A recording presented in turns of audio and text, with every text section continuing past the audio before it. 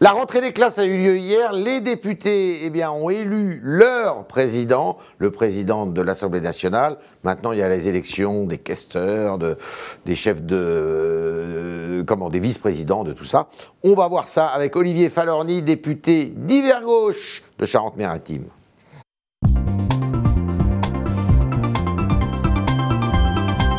Olivier Falorni, bonjour. Merci d'être dans les locaux du Figaro.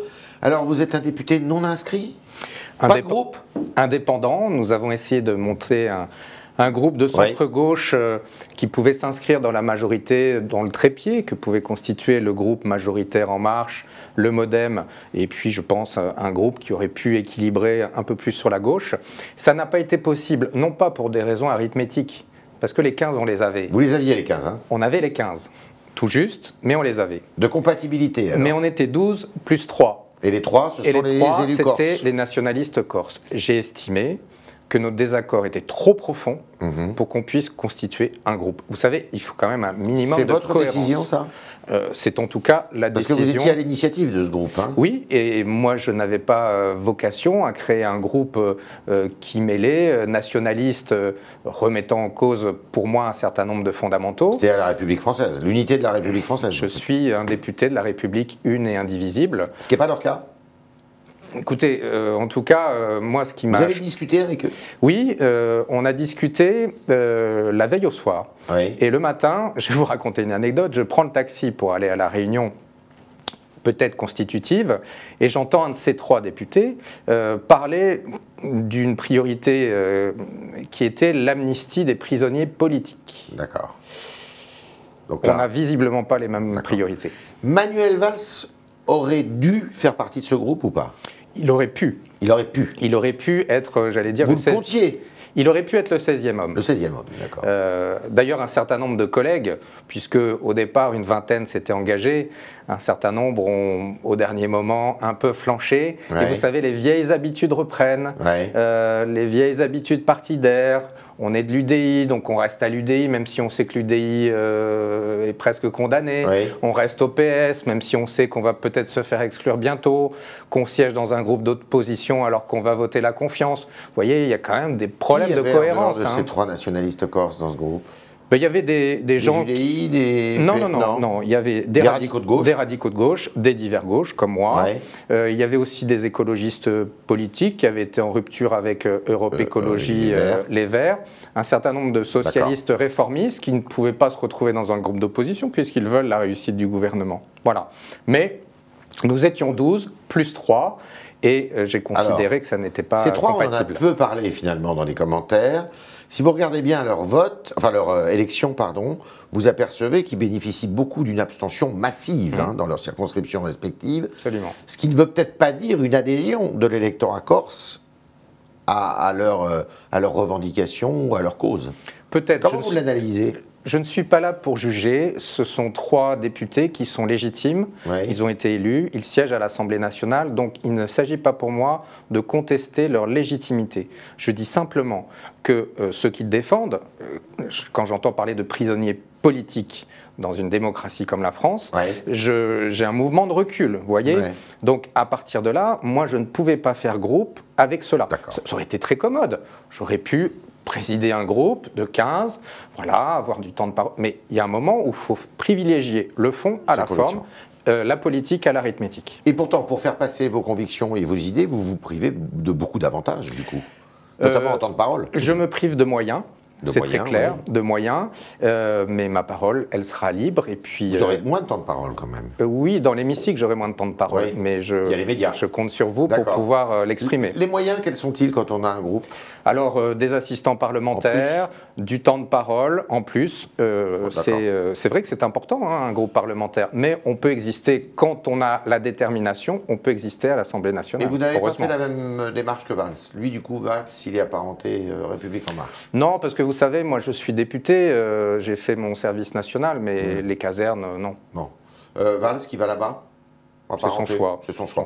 Le nouveau visage de l'Assemblée nationale, alors, il vous inspire quoi ? Vous aspiriez à ce renouvellement ? Parce qu'on peut être pour, contre, on peut critiquer, je veux dire, il y a quand même un renouvellement, c'est évident, non? Alors il y a deux choses, une à mon sens très positive et l'autre à mon sens très négative. D'accord. La positive, c'est qu'on a des nouveaux visages, on a de l'enthousiasme, on a des gens qui ne sont pas formatés justement, qui viennent... Vous l'avez senti ça? Oui, viennent avec l'envie de bien faire. Alors, vous savez, le renoncement provisoire de ce groupe, c'est un renoncement provisoire, parce que vous savez qu'on peut créer un groupe à tout moment. Ah bah évidemment. Hein, et je pense qu'un certain nombre risquent de tomber de haut. Risquent de tomber de haut. Donc peut-être qu'on se retrouvera dans quelques mois pour la création d'un groupe. Vous n'êtes pas optimiste alors sur l'avenir de... En tout cas, je pense que certains ne mesurent pas l'encadrement strict qui risque d'exister dans le groupe En Marche. Ils sont embrigadés là dans le groupe En Marche? Embrigadés, c'est un grand mot. Mais en tout cas, j'ai l'impression que c'est une caserne. L'aspect négatif, c'est le comportement que je trouve inadmissible des députés de la France Insoumise. Inadmissible. D'abord par leur tenue, parce que quitte à passer pour un gars, je considère que l'Assemblée nationale, c'est une institution qu'on respecte. Et puis qu'est-ce que ça veut dire? On représente le peuple, mais ça veut dire que le peuple, ce sont des souillons. Moi, je suis désolé. Le peuple, les gens du quotidien, quand ils passent un entretien d'embauche, ils mettent une veste, ils mettent une cravate, ils s'habillent. Qu'est-ce que c'est que cette idée-là du peuple qui serait comme ça, habillé comme... Vous en avez parlé au président? Oui, j'en ai parlé. Au président de l'Assemblée? Oui, je lui en ai parlé. J'espère qu'il fera respecter un minimum de règles. Vous n'êtes pas le seul, j'imagine, à avoir ce regard. Oui, parce que je trouve que cette attitude, elle est méprisante. Et ce qui est encore plus grave, à mon avis, c'est l'attitude notamment de M. Ruffin, qui était à côté de M. de Rugy, et qui n'a même pas pris la peine de se lever lorsqu'il a été élu. On n'est pas obligé d'applaudir à tout rompre, mais quand même un minimum de respect. Franchement, une attitude méprisante et pas glorieuse. Pas glorieuse. La promesse de renouvellement, donc dans les directions, si je puis dire, les présidences, elle n'a pas tout à fait été tenue. On voit que c'est un homme finalement qui est président de l'Assemblée nationale. Les chefs de groupe sont beaucoup des hommes aussi. Oui, alors c'est vrai que François de Rugy est à la fois légitime parce qu'il a une expérience de l'Assemblée nationale, c'est pas un poste anodin, mais c'est vrai que les deux candidates aussi étaient des députés qui avaient déjà vécu à l'Assemblée nationale. Bon, visiblement, là aussi, il y a eu des consignes. Bon, c'est un choix. Je vous dis, moi, je n'y participe pas. Je regrette simplement qu'aujourd'hui, on ait une Assemblée nationale qui donne un visage nouveau dans son ensemble, mais qui garde un certain nombre de pratiques très, très, très anciennes dans le quotidien. Et c'est pour ça que je vous dis, certains députés risquent de tomber de haut. D'ailleurs, à En Marche, comme au Parti Socialiste. Comme au Parti Socialiste. Sur quel sujet vous voulez insister pendant votre mandat? Alors, vous étiez très engagé dans la cause animale notamment, dans la défense de la cause animale. Alors d'abord, sur une question de principe, je refuse les chèques en blanc et les chèques en bois. Les chèques en bois, c'est quand on essaye de vous acheter quelque part, sans vous donner la contrepartie. Essayez en tout cas de vous séduire. De me séduire et peut-être de me faire un peu taire. Donc ça, les chèques en bois, non. Les chèques en blanc non plus. Je considère que les ordonnances, en tout cas la loi d'habilitation, est un chèque en blanc. Moi aujourd'hui, je trouve donc vous n'allez pas voter avant de passer à ça, vous ne votez pas la confiance? Je trouve... la confiance est autre chose. La confiance est une politique générale. Alors la confiance d'abord. Je souhaite entendre le Premier ministre, parce qu'on dit quand c'est flou, il y a un loup. J'espère qu'il va lever le loup. Ça peut être oui, ça peut être non, ça peut être abstention? Non, je suis dans une démarche positive. Ça serait plutôt oui. Je souhaite que ce gouvernement réussisse, je souhaite la réussite du président de la République, donc je ne voterai pas contre. Mais j'espère que le loup va être levé, puisqu'il y a encore du flou. Donc sur la confiance, moi je souhaite donner une chance à ce gouvernement. Alors sur la loi d'habilitation, qui interviendra fin juillet. Oui, fin juillet, entre le 24 et le 28, je crois. Quelque part, c'est une forme de dessaisissement de l'Assemblée nationale. Une forme de dessaisissement. Sauf que vous habilitez et puis vous ratifiez. Absolument. Donc, ma position de ratification ne sera peut-être pas forcément la même que concernant la loi d'habilitation. La loi d'habilitation, c'est finalement donner un chèque en blanc à ce gouvernement. Et vous savez où il va, le gouvernement, de ce point de vue? Pas encore. Pas encore. Les négociations ne sont pas terminées. En tout cas, ceux qui rencontrent régulièrement le ministre, le président de la République, partenaires syndicaux, patronaux, eux, ils ne savent pas. Si eux ne savent pas, Nous, encore moins. Ouais. Donc, chèque en blanc, non. Espoir, effectivement, qu'on aille vers plus de souplesse et plus de sécurité. Alors, ça suppose difficile à concilier parfois. Trois étapes, parce qu'ensuite, il faut qu'il y ait, et notamment un grand plan de formation, la question de l'assurance chômage, tout ça, c'est extrêmement important. Mais effectivement, assouplir le Code du travail, moi, je n'y suis pas contre, loin de là. Mais il y a un certain nombre de lignes rouges à ne pas franchir, et je regarderai au moment de la loi de ratification si le projet me correspond, en tout cas s'il m'agrée. D'accord. Donc vous n'êtes pas dans une attitude d'opposant, mais une attitude constructive. Hein, oui, je suis dans une attitude constructive, positive. D'ailleurs, c'était le sens du groupe que nous aspirions à créer et que nous créerons peut-être au cours de ce mandat. Je l'espère. Est-ce que vous avez suivi l'affaire Las Vegas? Alors l'affaire Las Vegas, pour nos internautes, c'est une soirée organisée au mois de janvier à l'occasion d'un grand salon du numérique aux États-Unis, des nouvelles technologies. Et le président de la République, qui était alors ministre de l'économie, une soirée qui a été organisée avec Business France, qui est une agence de l'État, mais qui n'a pas passé d'appel d'offres pour organiser cette soirée. C'est allé directement à Havas, et c'était Madame Pénicaud, qui était à la tête de Business France à l'époque. Donc Madame Pénicaud est soupçonnée, je dis bien, de ne pas avoir respecté les règles obligatoires en termes de marché public. Qu'est-ce que vous en pensez? Alors d'abord, je ne suis ni juge, ni procureur. Et même pas journaliste. Donc tout le monde doit faire son travail. Sans rentrer dans le détail de l'affaire, je trouve que ça commence à faire beaucoup. Beaucoup. L'affaire Ferrand, l'affaire Modem, Sarnez, Bayrou, l'affaire Pénicaud. Voilà. Elle peut rester à son poste? Écoutez, je vous dis, ça commence à faire lourd. Bon, les ministres précédemment concernés ont été exfiltrés. Je ne voudrais pas non plus que l'Assemblée nationale soit considérée comme la voie de garage pour ceux qui ont des difficultés avec la justice, en tout cas pressentie comme telle. Sauf qu'elle n'est pas élue, elle. Alors, elle n'est pas élue. Je souhaite qu'elle puisse s'expliquer. Elle a commencé à le faire ce matin. Je trouve que ça crée quand même de la difficulté. Surtout quand on est en charge d'un dossier, un des dossiers principaux de cette mandature. Le moins qu'on puisse dire, c'est qu'elle a un poste exposé et où elle doit être solide. Donc si elle est fragilisée par une affaire, le moins qu'on puisse dire, c'est que ça n'est pas un début idéal pour engager une négociation qui sera sûrement rude. Pour vous, c'est compliqué alors? Ah, ça complique les choses, oui. Et puis je vous dis, l'accumulation, ça commence à faire un peu beaucoup. L'invitation faite à Donald Trump par le président de la République pour assister au 14 juillet, vous la jugez comment? Elle a été très critiquée par Jean-Luc Mélenchon déjà. Qu'est-ce que vous en pensez, vous? C'est le président. C'est une bonne idée? C'est le président des États-Unis. On voit bien la stratégie, hein. C'est pas pour s'aplatir devant lui, c'est au contraire pour essayer, si j'ai bien compris, plutôt de l'amadouer, non? Comment vous l'interprétez? Amadouer Donald Trump, bon courage. Non, mais moi, ce que je souhaite, c'est que le dialogue plutôt que le... Oui, il est président des États-Unis, de la première puissance mondiale. Il est légitime qu'il y ait des relations entre le président de la République française et le président des États-Unis. Mais le président de la République se dit jupitérien. Bien, moi, je voudrais qu'il soit aussi terrien, c'est-à-dire qu'il s'occupe des sujets du quotidien, qui s'occupent de ces personnes âgées qui survivent avec le minimum vieillesse, de ces familles monoparentales qui sont souvent en dessous du seuil de pauvreté. Mais c'est à lui de le faire? Qu'il s'occupe, oui, parce qu'il doit montrer un cap. Parce qu'on a compris que c'était plutôt le Premier ministre qui devait s'occuper de... Écoutez, le président de la République... Il montre le cap. Il a la question de ces gamins qui rentrent en 6e sans savoir ni lire ni compter. Ce sont des sujets qui concernent... Il en a parlé pendant la campagne. Hein. Il en a parlé. C'est à l'œuvre, là. J'ai l'impression que M. Blanquer doit s'occuper de ça. C'est pour ça que je dis, il se dit jupitérien, il doit être aussi terrien. Sur Trump? Sur Trump, bon courage. Hein. Oui. Si jamais il refuse Trump, d'ailleurs. De venir? Oui.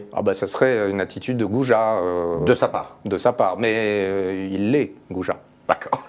C'était le talk d'Olivier Falorni, qui est député d'Hiver Gauche de la Charente-Maritime. Et maintenant, nous allons poser vos questions, chers internautes, avec Jean-Baptiste Sémerjian, qui nous rejoint.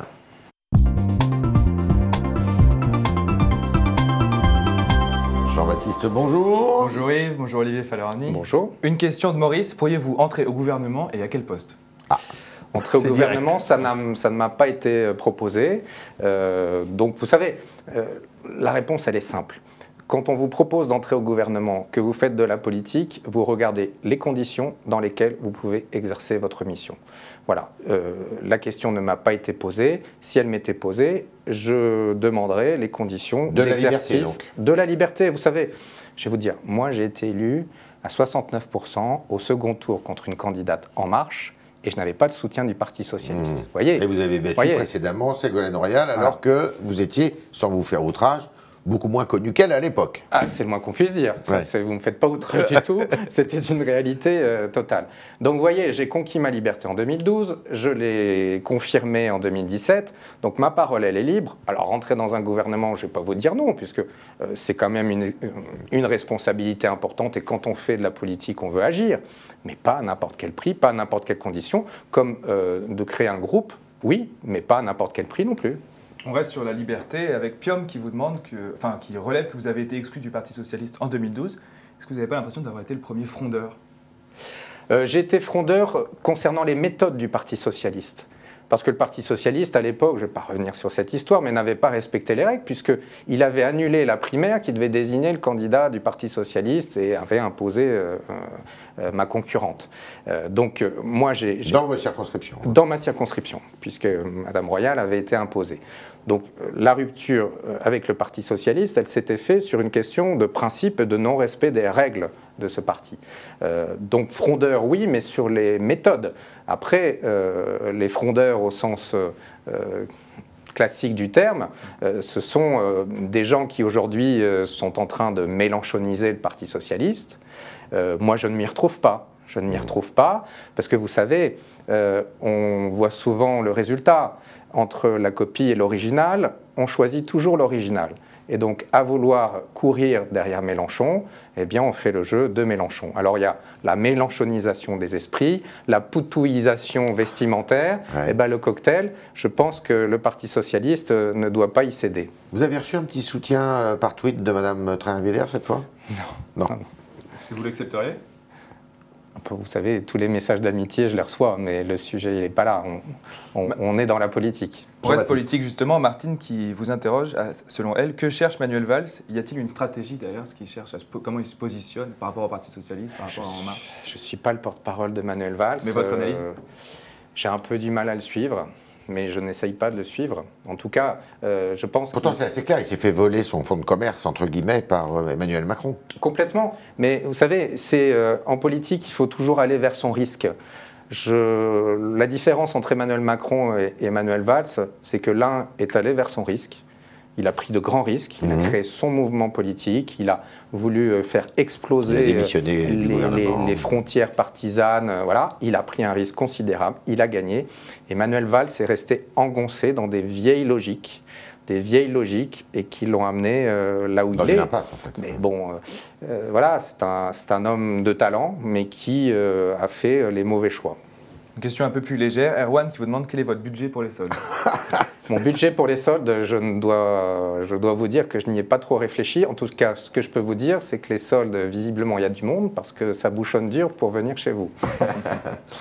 Claude qui relève que ce sont les épreuves du brevet qui commencent demain pour les élèves de 3e en France. À votre avis, c'est un diplôme qui est encore utile en France ?